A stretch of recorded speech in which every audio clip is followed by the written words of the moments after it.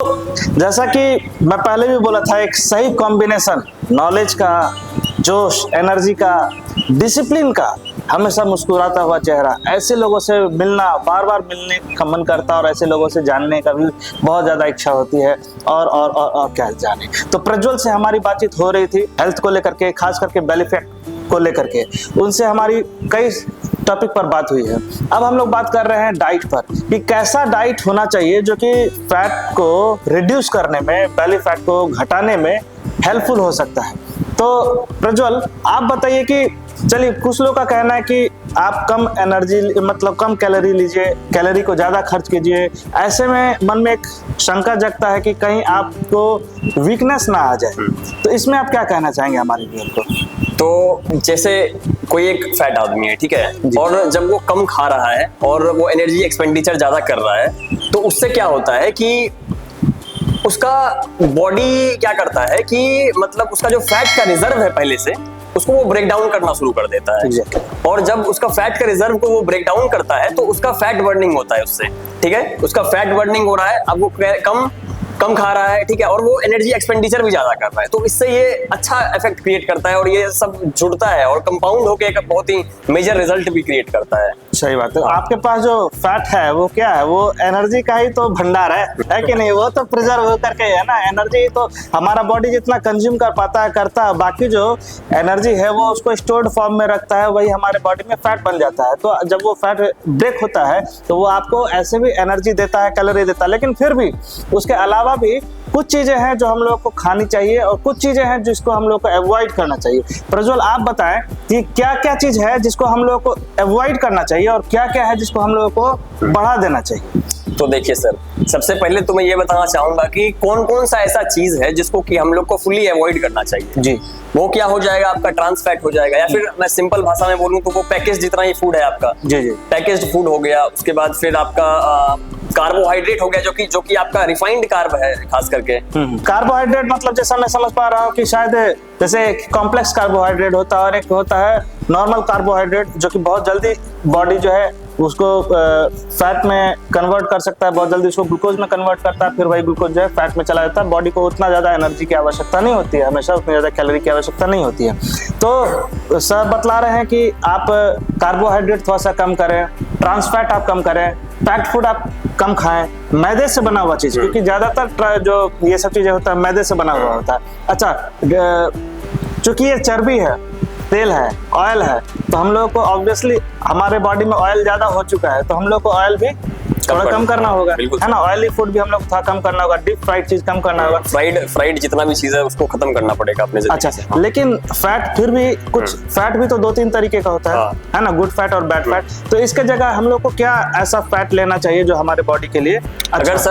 अगर हम unsaturated fat खा रहे हैं तो वो सर हम लोग के लिए बहुत ही ज्यादा हेल्पफुल हो सकते हैं। जैसे कि आपका अनसैचुरेटेड फैट, जैसे कि आप कोकोनट ऑयल जो कि लाइट फ्राई के अंदर अगर आप खा रहे हैं, यूज कर रहे हैं, या फिर अगर आप मस्टर्ड ऑयल ही अगर यूज कर रहे हैं लाइट फ्राई के अंदर अगर आप खा रहे हैं, जहाँ पे कि आप उसको डीप फ्राई नहीं कर रहे हैं कोई भी खाना को, तो वो आपका अनसैचुरेटेड फैट के अंदर है, जो कि आपका गुड फैट होता है। तो आप अनसैचुरेटेड फैट सर बिल्कुल खा सकते हैं। बहुत बढ़िया। अच्छा, एक चीज और है कि कहा जाता है कि जैसे जब रोशनी ज्यादा होती है तो अंधेरा घट जाता है, उसी तरीके से कुछ लोगों का कहना है कि बॉडी में जब प्रोटीन ज्यादा होता है तो फैट ऑल वो सप्रेस करता है। इसमें आपका क्या कहना है प्रज्वल? सर, आपका जो प्रोटीन होता है वो बिल्कुल आपका फैट को घटाने में मदद करता है। क्योंकि ये आपके बॉडी का मेटाबॉलिज्म को बहुत बढ़ा देता है, और जब आपका बॉडी का मेटाबॉलिज्म बढ़ता है तो बिल्कुल ऑब्वियस सा बात है कि आपका फैट भी रिड्यूस होगा। और ये इसका प्रॉपर्टी ही होता है प्रोटीन का, जो कि आपका मसल बिल्डिंग में पहले तो वो हेल्प कर रहा है, और जब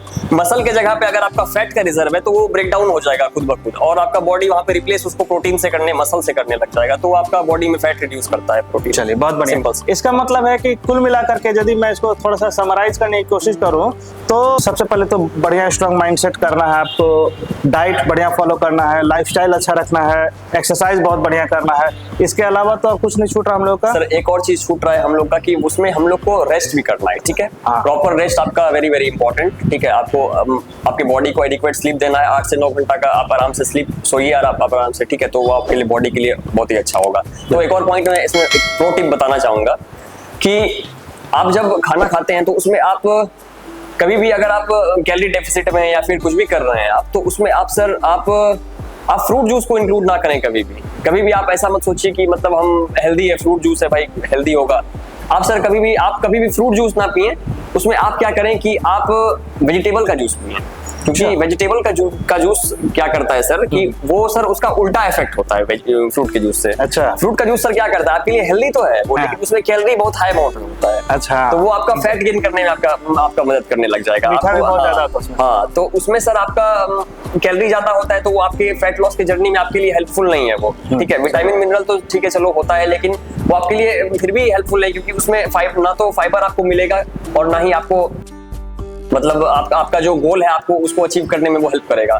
लेकिन वही जो आपका वेजिटेबल जूस है वो क्या, उसमें इतना हाई अमाउंट ऑफ फाइबर रहता है कि उसका हम लोग जब जूस भी बना देते हैं तो उसमें भी फाइबर उसका बचा हुआ रहता है। सही बात। और वो वैसे तो हम लोग जानते ही है कि मतलब जो वेजिटेबल या फिर फ्रूट जो भी है तो वो पानी का मतलब ऑलमोस्ट बना हुआ रहता है, तो उसका जूस बनने के बाद उसमें पानी का अमाउंट बहुत हाई रहता है, जो कि आपका मेटाबॉलिज्म को तेज करता है और आपके बॉडी में फैट बर्निंग करता है। ठीक है, और आपका वो क्या करता है कि एपेटाइट को भी खत्म कर देता है, क्योंकि जब हाई अमाउंट ऑफ फाइबर रहता है आपका डाइजेशन को बेटर करता है वो, और आपके एपेटाइट को भी खत्म कर देता है। तो ये ओवरऑल आपके लिए बहुत ही अच्छा चीज है। और मिनरल विटामिन तो फिर बहुत ही एम्पल अमाउंट हो रहता है उसमें। जी। कोई वेजिटेबल जूस या फिर बिल्कुल। जैसे वेजिटेबल जूस में जैसे क्या हो सकता है, सफेद कद्दू जो होता है जिसको कोहड़ा बोलते हैं, उसका जूस बिल्कुल सर बहुत अच्छा हो सकता है। हाँ। लौकी का जूस बहुत अच्छा हो सकता है। बिल्कुल। पालक, बिल्कुल सर, पालक का जूस भी बन सकता है। पालक का हो सकता है, कोई भी तरह का, गाजर वगैरह का हो सकता है। बिल्कुल सर, आप किसी भी तरह का किसी भी वेजिटेबल का सर जूस बन सकता है।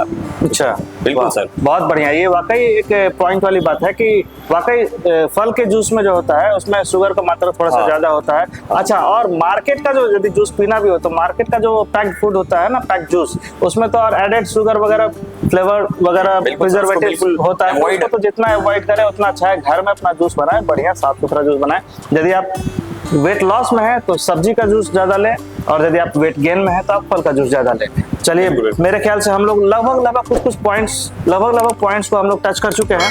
ऐसा कुछ रह गया तो एक वीडियो और बना देंगे, क्या? बिल्कुल। ठीक है, thank you Prajwal. Thank you sir. और अभी हम लोग अपने व्यूअर के लिए हाँ सर कुछ एक्सरसाइज का भी वीडियो तैयार करते हैं। बिल्कुल सर। और आपको मैं उसका लिंक अपने डिस्क्रिप्शन में डाल दूंगा, उसको भी जरूर वॉच आउट कीजिए आप, और देखिए कि कैसे प्रज्वल एक्सरसाइज करते हैं, उसका तरीका क्या है, और कोशिश कीजिए आप उस चीज को करने का। चलिए, फिर से मिलते हैं। सुबह खैर।